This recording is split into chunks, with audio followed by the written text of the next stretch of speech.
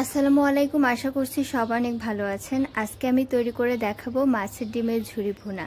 গরম গরম ভাতের সাথে এই মাছের ডিমের ঝুরি ভুনা খেতে কিন্তু অসম্ভব মজার হয়, আর এটা তৈরি করা খুবই সহজ। তো চলুন রেসিপিটি দেখে নেওয়া যাক। মাছের ডিমের ঝুরি ভুনা করতে মাছের ডিম নিয়েছি, এখানে 500 গ্রামের মতো মাছের ডিম আছে।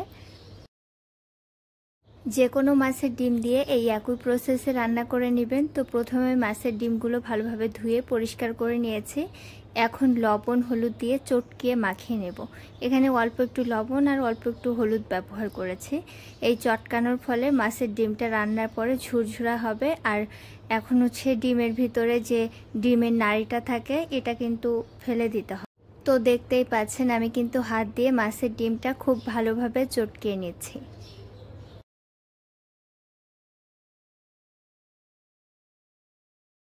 তো মাছের ডিমটা কিছুক্ষণ চটকানোর পরে দেখতে পাবেন এরকম নাড়ি।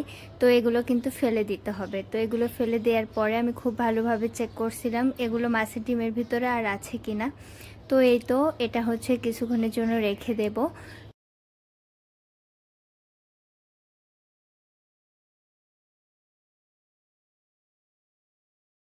এখন রান্নায় চলে আসলাম, আর একটি পাটে পরিমাণ মতো তেল দিয়েছি। আর এখানে হাফ কাপ পেঁয়াজ কুচি একটু নেড়েচেড়ে ভেজে নেব। আবার ভাজতে ভাজতে পেঁয়াজটা বেরেস্তার মতো করে ফেললে হবে না, হালকা সিদ্ধ হওয়া পর্যন্ত ওয়েট করতে হবে। পেঁয়াজটা হালকা নেড়েচেড়ে ভেজে নেওয়ার পর এখন বাটা মশলাগুলো ব্যবহার করব। এখানে 1 চা চামচ রসুন বাটা, হাফ চা চামচ আদা বাটা আর 1 চা চামচ জিরা বাটা দিয়ে এটাও একটু নেড়েচেড়ে ভেজে নেব।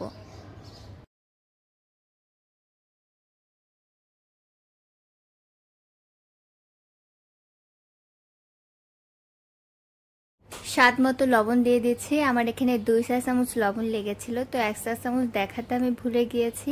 1 চা চামচ হলুদের গুঁড়া আর 1 চা চামচ মরিচের গুঁড়া দিয়ে একটু নেড়েচেড়ে মশলাটা যাতে না পুড়ে যায় এর জন্য এখানে একটু পানি ব্যবহার করছি। তো মশলাটা কিছুক্ষণের জন্য একটু কষিয়ে নেব।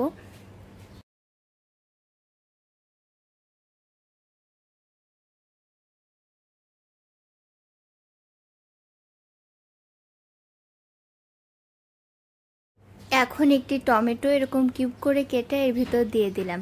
এই রান্নায় টমেটো ব্যবহার করলে কিন্তু স্বাদটাও অনেক বেড়ে যায়। আপনারাও চেষ্টা করবেন টমেটো ব্যবহার করার জন্য। তো টমেটোটা দিয়ে আমি কিন্তু আরও কিছুক্ষণ কষিয়ে নিচ্ছি।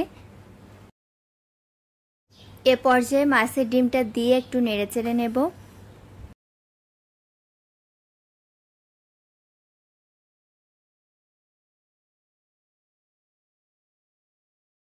মাছের ডিম মেখে রাখা বাটিটা ধুয়ে পানিটা এখানে দিয়ে দিলাম। আর এখানে খুব বেশি পানি ব্যবহার করা যাবে না, খুবই অল্প পরিমাণে পানি ব্যবহার করতে হবে।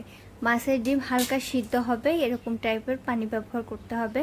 তো এখানে কিছু কাঁচামরিচ চিড়ে দিয়ে দিলাম। এই কাঁচামরিচ দেওয়ার কারণে কিন্তু সুন্দর একটা ফ্লেভার অ্যাড হবে। তো এখানে ঢাকনা দিয়ে কিছুক্ষণ রান্না করব, আর এর ভিতরে কিন্তু মাছের ডিমটা একটু সিদ্ধ হবে।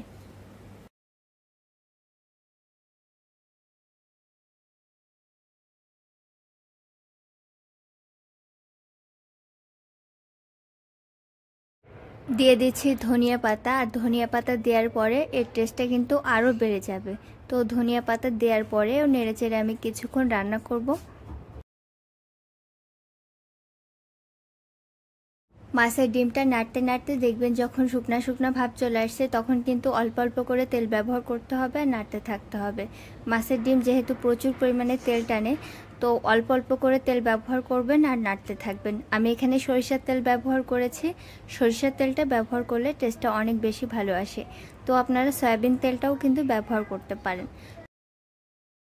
আমি এখানে 4 বারের মতো মাঝে মাঝে তেল দিয়েছি, আর মাছের ডিমটা কিন্তু অনবরত নেড়ে নিয়েছি। এভাবে মাছের ডিমটা কিন্তু রান্না আমার প্রায় শেষ পর্যায়ে। তো তৈরি হয়ে গেল মাছের ডিমের ঝুরি ভুনা। এটা খেতে কিন্তু অসম্ভব মজার। গরম গরম ভাতের সাথে মাছের ডিমের এই ঝুরি ভুনা খেতে অসম্ভব মজা লাগে। বাসায় একবার এভাবে তৈরি করে দেখবেন। আশা করছি আমার আজকের রেসিপি আপনাদের ভালো লেগেছে। আমার রেসিপিসগুলো ভালো লাগলে আমার চ্যানেলটি সাবস্ক্রাইব করার অনুরোধ রইল। আর কোনো মতামত থাকলে অবশ্যই কিন্তু আমাকে কমেন্ট সেকশনে জানাতে ভুলবেন না। আজকে এখানেই বিদায় নিচ্ছি। দেখা হবে অন্য কোনো রেসিপি নিয়ে অন্য কোনো ভিডিওতে। সেই পর্যন্ত সবাই ভালো থাকবেন। আল্লাহ হাফেজ।